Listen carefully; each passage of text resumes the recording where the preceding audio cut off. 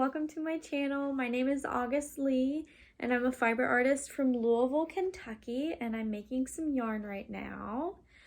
I am doing a book review for the book, The Spinner's Book of Yarn Designs, which I have right here.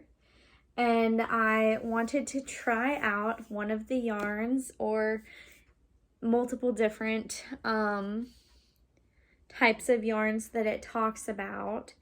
And the one that I immediately was drawn to was beaded yarn. So I have some here that you can already see that I have beaded a little bit. And I wanted to show you guys how that works a little bit today and show you more about all the ideas that I had for this yarn. I think this may be actually the fanciest yarn that I have ever made. So I don't know, I'm having high hopes for this. I'm working with wool. This is a rollag of wool or a rollag of wool.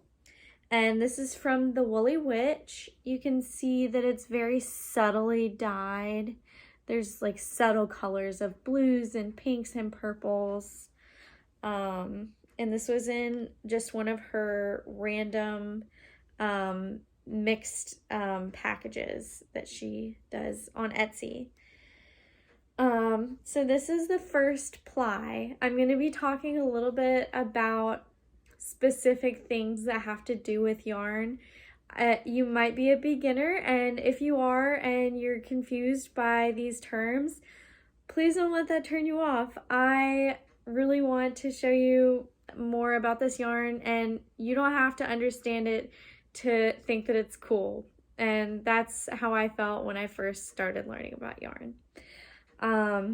So right now I'm working on one ply of a multi-ply yarn. So I will spin one yarn with this, and then I will wind it on to a separate thing for plying and forget about it. And then I'm going to spin another yarn, another ply with this wool right here, and then I'm going to ply the two together. And I have some various supplies that I'm including with these, but the main point of the yarn was to make beaded yarn. I'm just thinking what in the construction of this yarn is going to make the yarn look as cool as I want it to be. A little bit about this, I had imagined using this fiber. This fiber was the inspiration. I've been looking at it for a few days. I've had it in my stash for a long while. I used the other things that came in the package with it a long time ago, and I've just had this and been like, yeah, I don't know what I'm gonna make with that. Well, it's perfect if you have a single rollag or only a few rollags. If you wanted to try a test spin for some accent yarn that you're not going to have a sweater's quantity of yarn. A sweater can weigh like 2 pounds. That's a lot of yarn.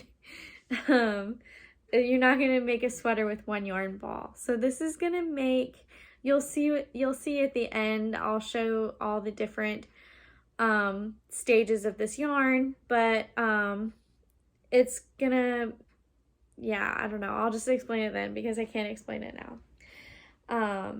But so this ply that I'm doing is the one I'm starting out with. It is my beaded ply yarn.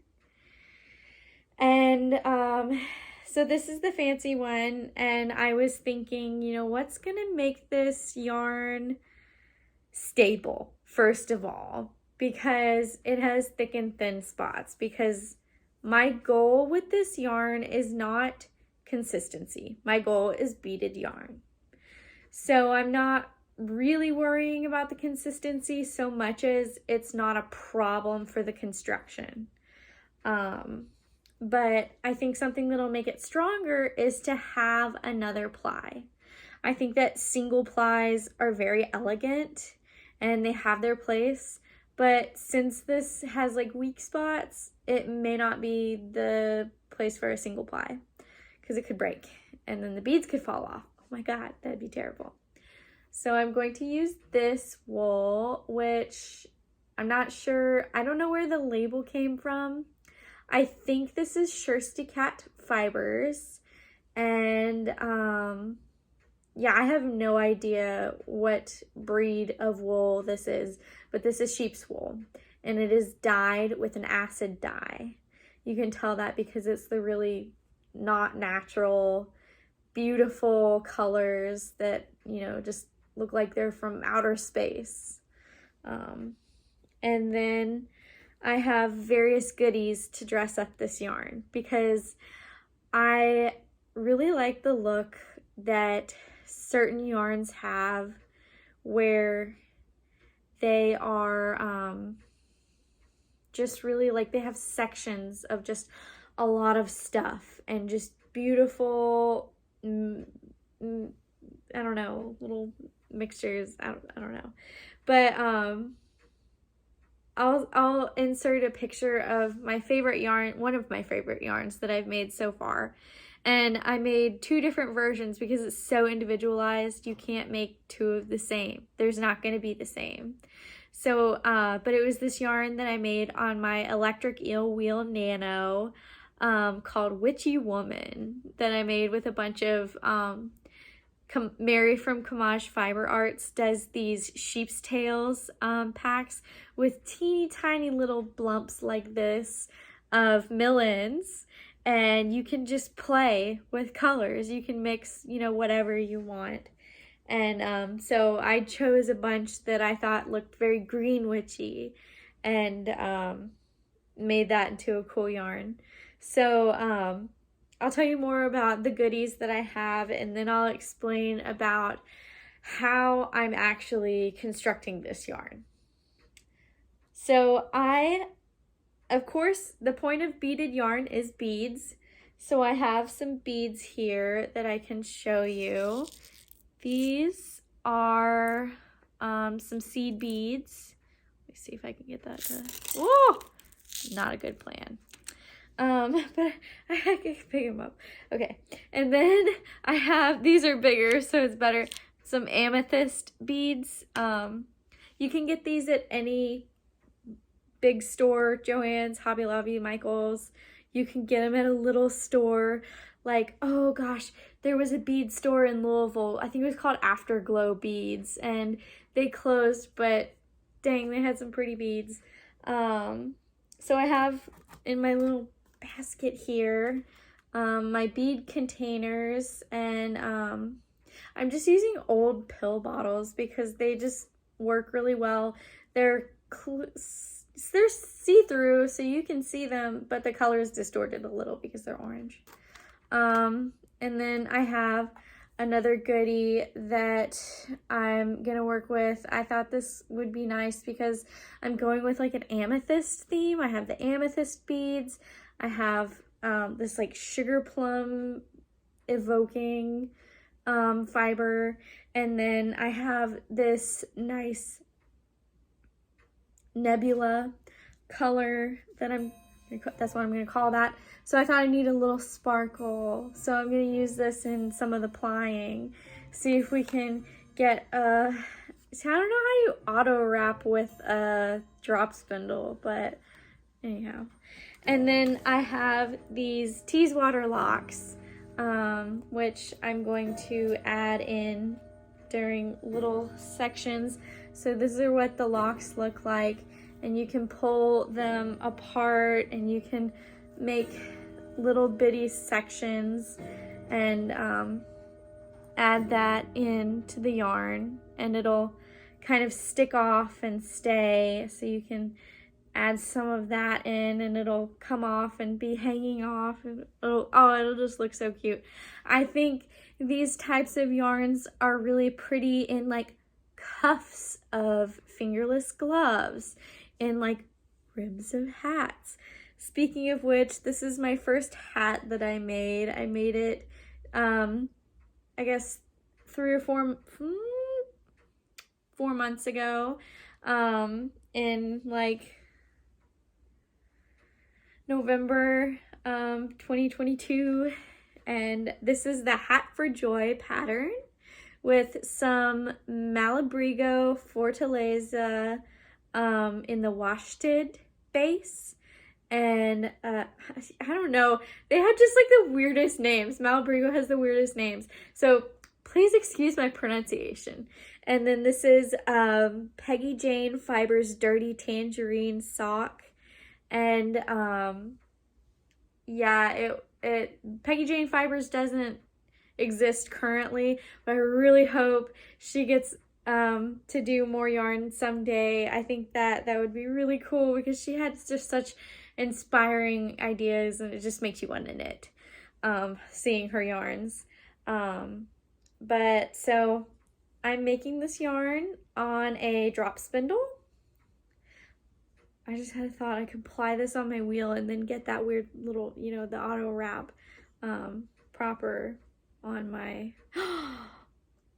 This is exciting. I think I'm gonna do that. See, ideas come to you. I feel like I'm like channeling my favorite spinstress Evie from Jillian Eve Fiber channel on YouTube.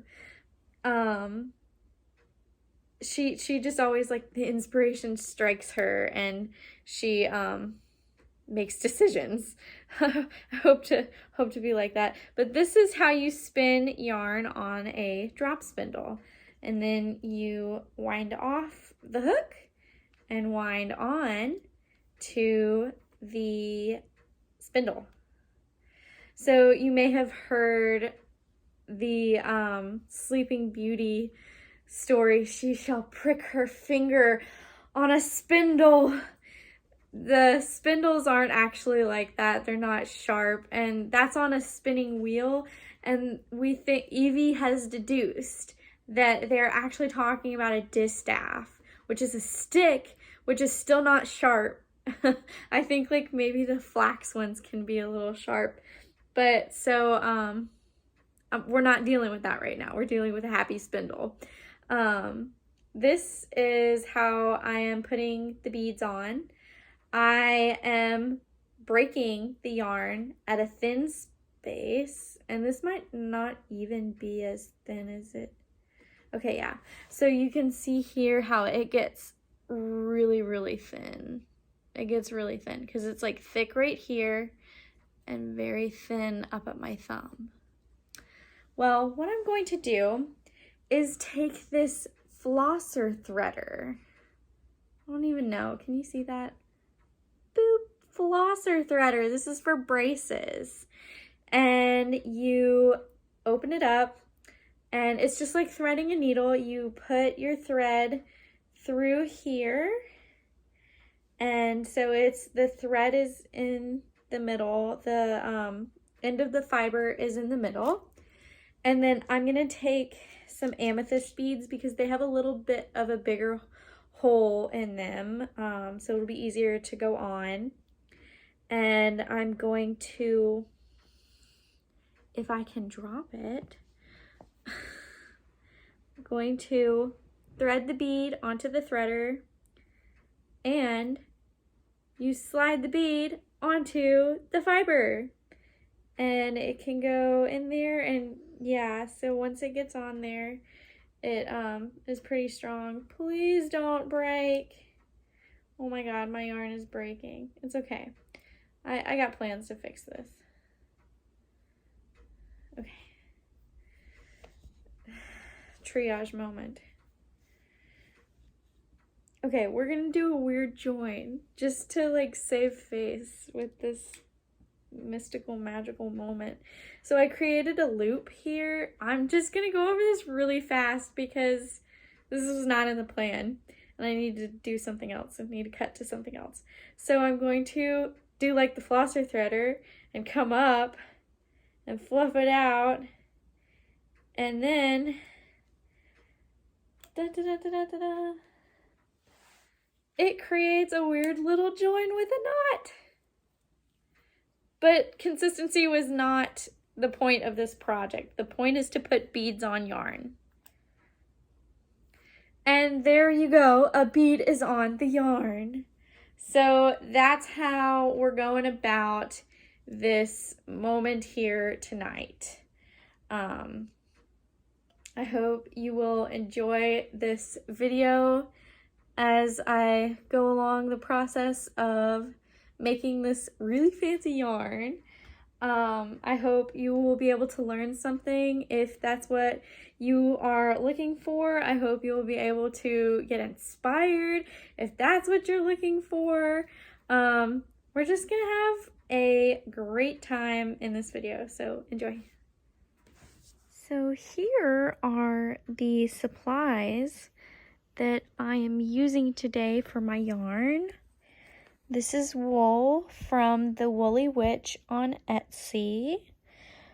This is my Cynthia Wood Spinner. I believe it's tulip poplar and sycamore top whorl drop spindle. And then I have some beads from you can get them from any big box store or any local store, you know, whatever beads they have that you're looking for. This is a braces flosser threader. So I went to CVS for those. This is my little box with my beads and my flosser threaders, and then this is some thread from Accentuate, I guess. I don't know. It doesn't have another name on it, but I'm pretty sure I got this from Loops and Threads. Not totally sure. I think this is wool from Shirsty Cat, but it might be from a different dyer. And then these are some Teeswater locks, and I don't remember where I got them from. But these are wool locks, and they're not open yet. I'll show you a little bit more about what it looks like when they're open. This is the yarn that I have already been making. It is, it's coming along. It's not very consistent, but that's not the point of why I'm doing this. That's not a goal for this exercise. So this is what I've got already, and I guess we'll just keep going along with this roll log, and then I'll find out what my plans are with that, and yeah, we'll get going.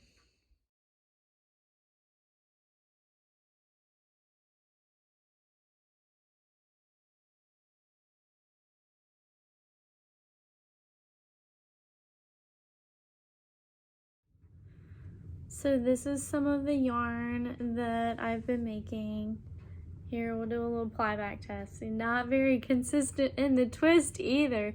It should go straight down like a candy cane, but no, it's not. So you can see I've got here some of the Teeswater locks, and they look really pretty, like just opened up a bit. So having fun with that.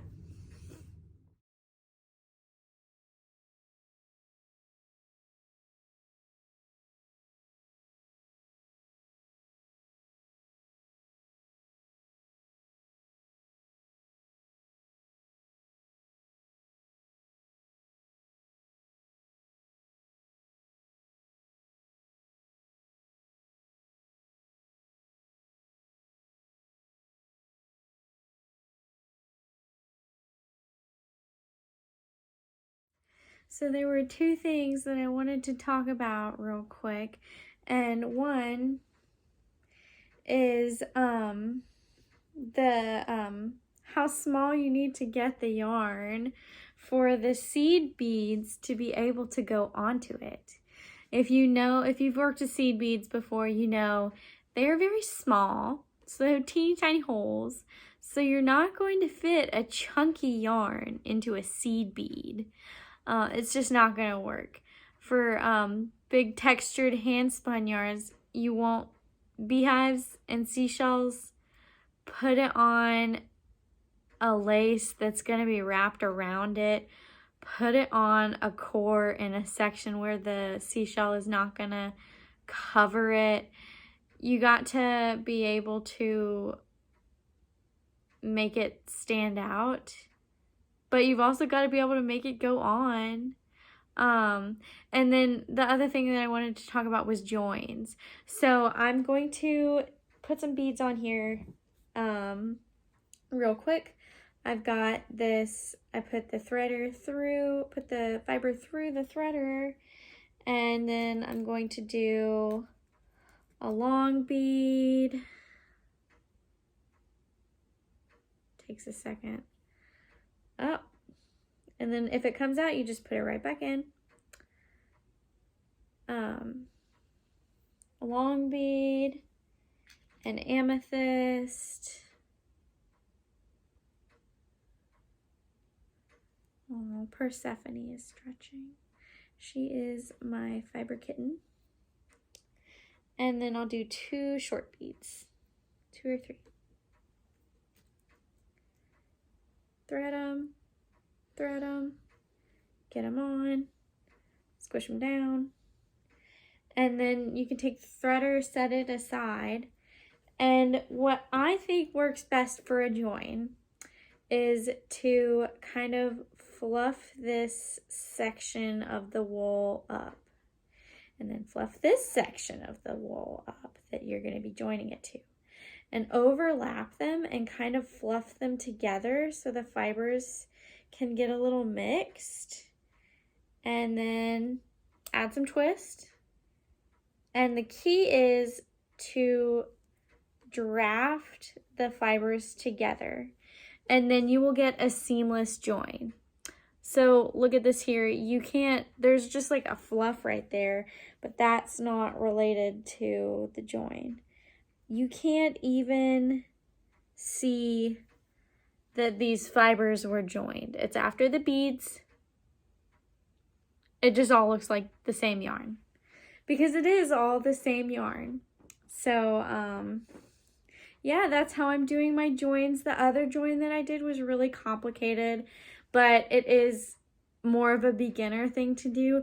Even though that looks simple, and I think it is really simple, a lot of people who are beginners have a hard time with it, especially if the yarn that you have made is unfluffable on the end. Then you're gonna run into a problem and have to flip it over, flip the other one over, and add a little fluffy. Yeah, it's just, yeah. Oh, and then also if you're having trouble getting the 2 areas to join, maybe it is a little sticky, you can take a bit of that extra fluff and just lay it on top of the join and draft that out a little bit while you draft. Like, it's this simple, guys. So yeah, and here's how I'm doing the mohair. I've got it all fluffed out. You can see this is not mohair, this is Teeswater, sorry. Getting it all fluffed out, wrapping it, just kind of laying it on top and seeing where it wants to stick. Wool is kind of like glue, and it'll stick to itself. And see, it's already on there, it's stuck on there, and it's just part of the yarn now. So you can see that it's just on there. And how I wind it on to the drop spindle is I wind it off and then I wind it right back on. And that's just my process. And the act of making yarn is all about the process of drafting fiber. That's where you're pulling the fibers apart. These fibers are all together and these fibers are all together in a different way, but you have to get them to lay flat in a stretched out way for them to add twist and become yarn. So I can add some twist manually like this by spinning my drop spindle, and I spin it clockwise. I forget what twist you're getting with that, but I know you spin it clockwise, and I know that it works with the stuff that I do on my wheel because, I don't know, it happened that I spin the right way on the drop spindle. At first I didn't, and then I learned the right way to do it. Well, it's not wrong if you spin it the other way. It just creates a different twist, and you just have to be aware of that because most people are taught to spin clockwise, and then you spin counterclockwise when you're plying. So it's a little complicated. But drafting happens when you hold the fiber further apart than the fiber is long. So I'll just take a little bit of this, and this is not comb top, this is a roll-log, so it's woolen, and the fibers go, they're not laid straight. That's for combed top. But you can see that these fibers are about like yay long.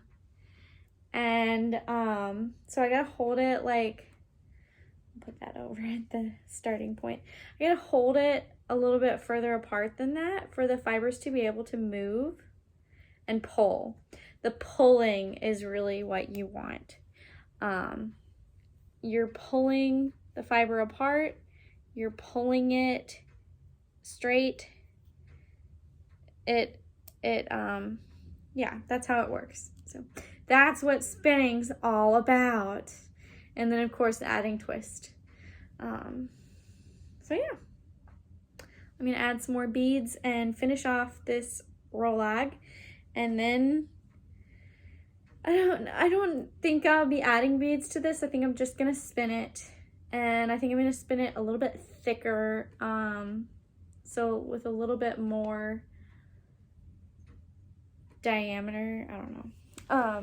It's gonna be a thicker yarn, heavier weight, and then I'm gonna ply with this string, this sparkle string for Autowrap. Ooh.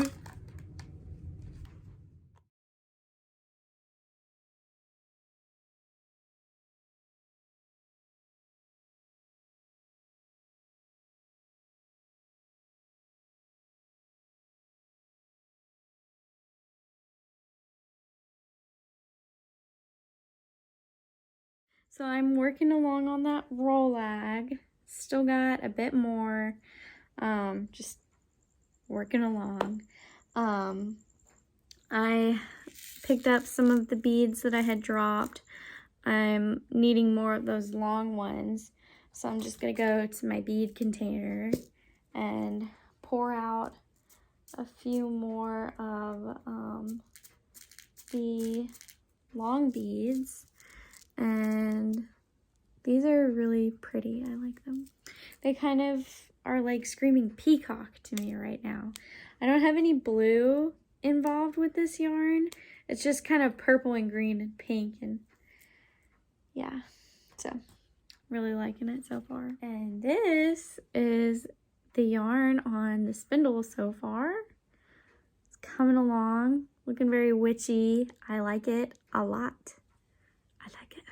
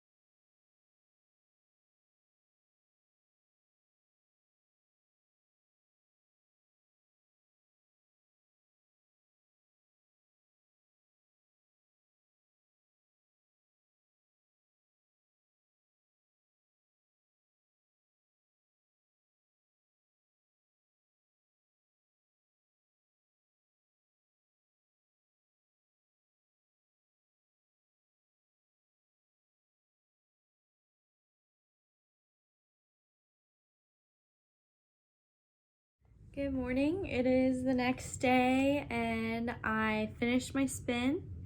and now I'm going to be putting it onto this bobbin.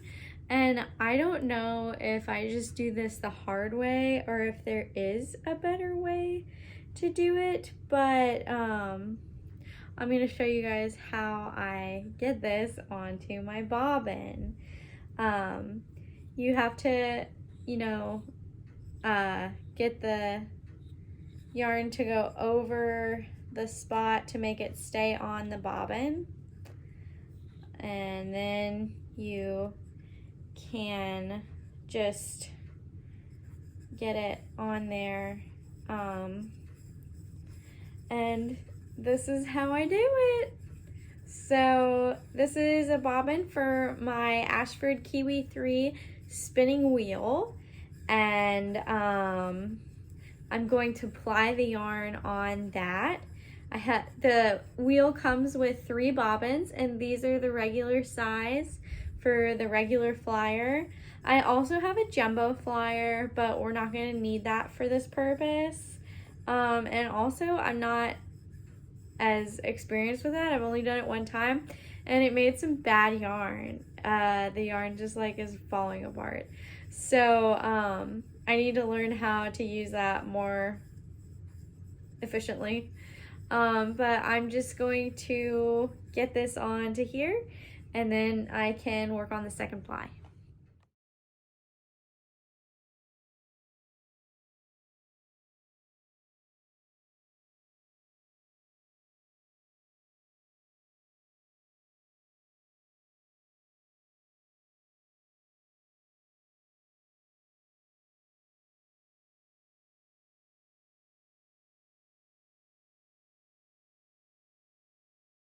Wow, that really hurt my arm, but I'm really happy with the result. I'm just leaving it open here so I can easily find the end.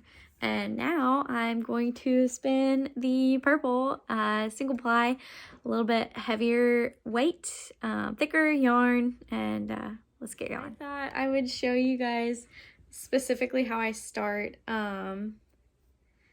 This is a little bit longer than the roll lag, and I'm just fluffing it up a bit. So what I'm going to do is I'm going to wrist staff this. Most people have like a distaff for their fiber, but I like a wrist staff. You don't want the end of your fiber to get tangled into what you're spinning. So I'm just going to take this hook and catch a little bit, and then I can start spinning. And I might need to fluff this fiber out a bit more because it's really, yeah, it's really like, I don't know. This is gonna be an experience. So I'll put this on the time lapse.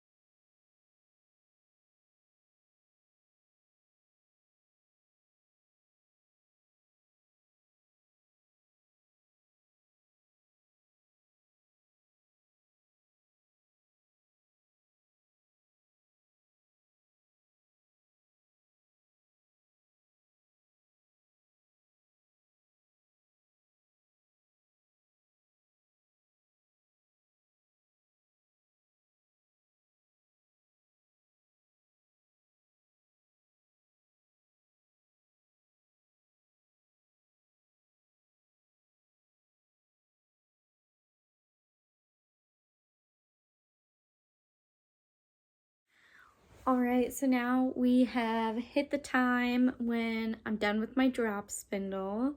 It has served me well, and I'm excited for the next project with it, but I'm going to switch over to my wheel because I have my 2 plies done and onto my bobbins, and then I have the thread that I'm going to auto wrap with. Auto wrap means that you just kind of let it go on there. So I'll put it in my little basket and tie the end to the yarn and just let it do its thing all over the yarn, and we'll see how it looks.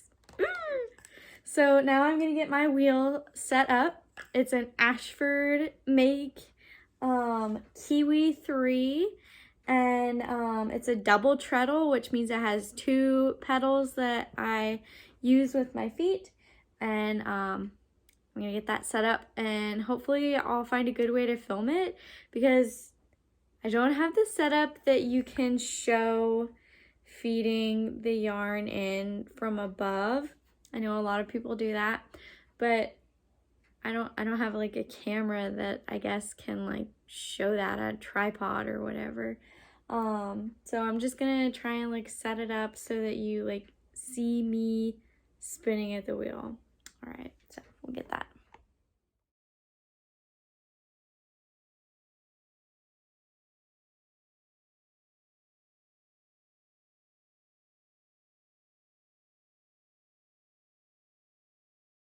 All right, so what I just did was I got my spinning wheel out.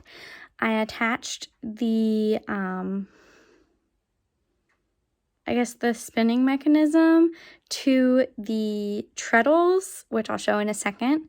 And then I attached the mother of all to the wheel, which holds the flyer and the bobbin and the tension.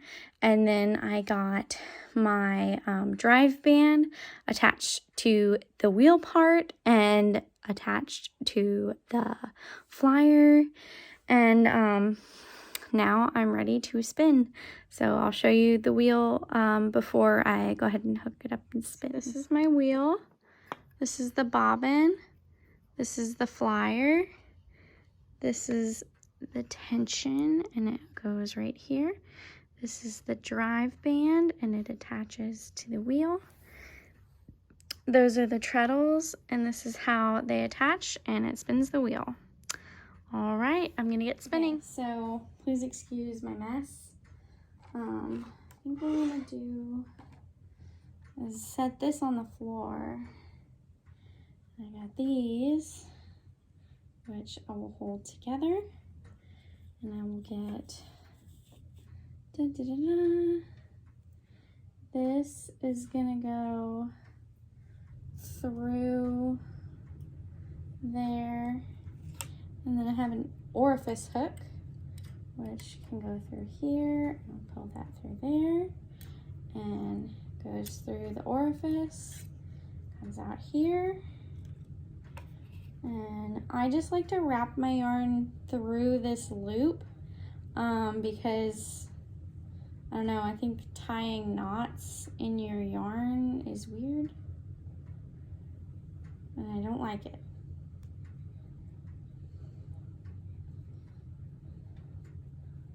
But that's not to say I wouldn't try it. And then I need to get this string out for the auto wrap. Put it in my basket. Maybe this I'll tie a knot with. Try something out of my comfort zone. Tying a knot is out of my comfort zone. Okay. So I'm just gonna let that string do its thing. I'm gonna get treadling, and I think I want it to spin this way, yes. See if I have enough uptake. Adding in twist. I need a little bit more uptake, so I'm gonna up the tension.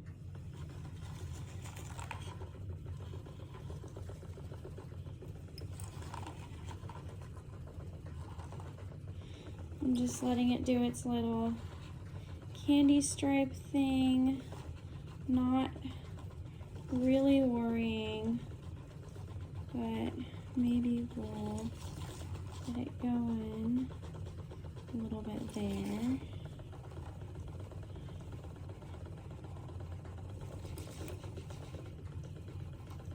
Let me see how this is working.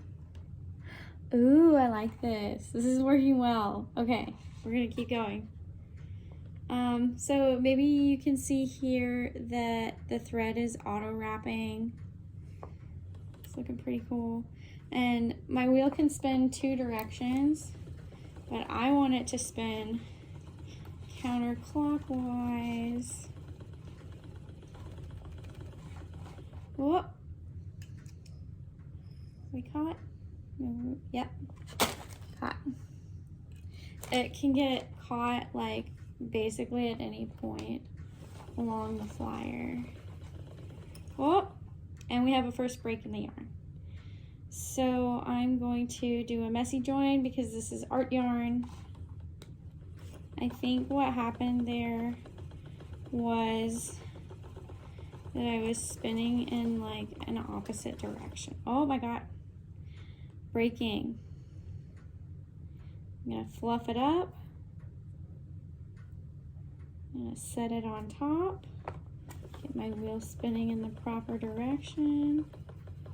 I think this auto wrap might be difficult for me. Oh, I see.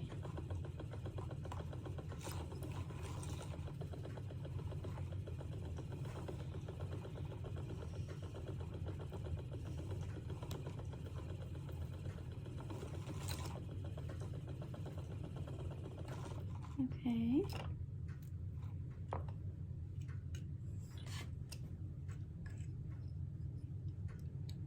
Okay, we've run into a problem. I'm using a closed loop hook right here, and the amethyst beads aren't gonna wanna go through it. I don't think. Yeah, so they can go through my orifice, which is good. That's this hole right here that adds the twist. But the amethyst itself doesn't want to go through this closed loop. So I'm going to see if I can, I don't think I can extract it from here, but I'm gonna try some things.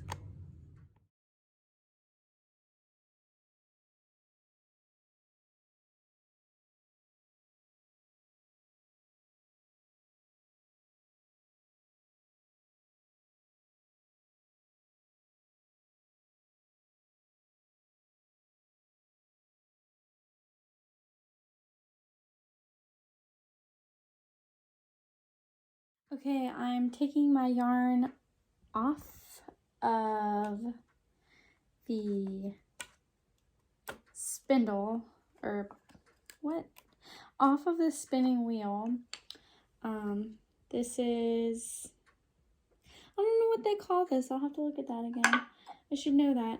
But here is the finished yarn. I ended up with, since I didn't, you can't really plan specifically for like how much fiber you're gonna need for a yarn. You'll oftentimes end up with extra of one of your plies. So I ended up with extra of the beaded yarn, but it doesn't look like it's that much. So I'm gonna niddy noddy this up, and then we'll be able to see what the yarn looks like. So this is the extra yarn that I ended up with. You can see there's not that much of it. I'm getting it into a hank right now, which is gonna be funny. I couldn't find my baby noddy, so I had to use my medium-sized niddy noddy, and so that's why this is so long. I would usually do it on a sample skeiny thing, which is my baby noddy, but yeah. And then I'm going to do the rest of this yarn on my full-sized niddy noddy that I made for myself. But I'll double hank this. No, it just looks good. So you can see this is the yarn. This is the yarn that was extra. So that's cute.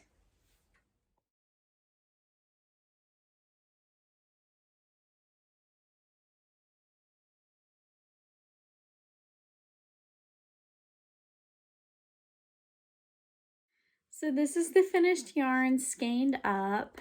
I'm really happy with it. I think the color was definitely right for the second ply, and the beads look cool. The Autowrap looks like a beginner activity that I just did.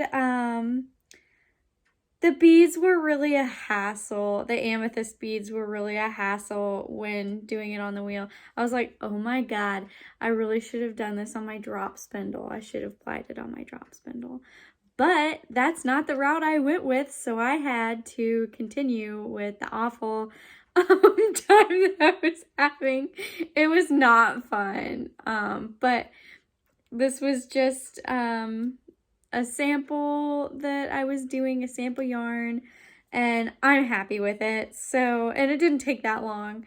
So that's the happy ending that we got with this beautiful yarn. I'm gonna put it in a hank right now. So look at this beautiful yarn. Oh my gosh, I'm so happy with it. The Teeswater locks look beautiful.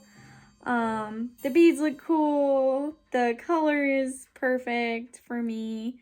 And I'm gonna call this a success. And I ended up with kind of a lot. I'll have to calculate the yardage. Let me see if I can do that. 1, 2, 3, 4, 5, 6, 7, 8, 9, 10, 11, 12, 13, 14, 15. So it's about 15 yards. Not that much, but plenty for a cuff of a hat, cuff of little glovies. I'm so happy with this. This ended up a success. So super happy. This is a success.